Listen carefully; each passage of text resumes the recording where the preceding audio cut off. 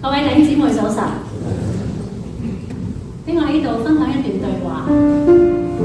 有一個人對牧師講：牧師啊，我覺得我信仰上最大嘅問題就係我對神嘅愛都唔夠，因為好多嘢都做唔到。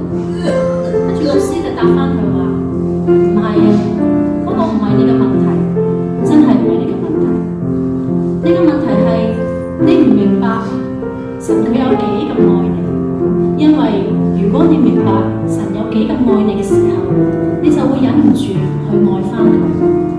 儘管你一生當中聽過好多次神愛你呢句説話，但係唯有當你真實感受到神無條件嘅愛嘅時候，就會改變你。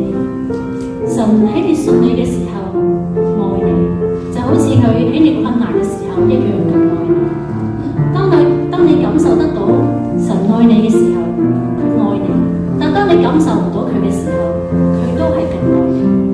你做錯事嘅時候，神愛你；你做啱事嘅時候，神都愛你。佢嘅愛唔係因為你係邊個，而係因為本身神就係愛你。佢嘅愛亦都唔係因為你做咗乜嘢，而係基督喺十字架上為你所做嘅事係無條件嘅。佢張開雙臂，雙手被釘、刺穿、鮮血流出。耶穌對世人話：我就係咁愛你。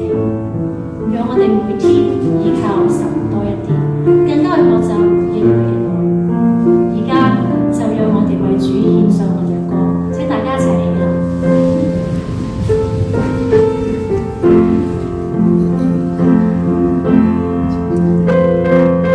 我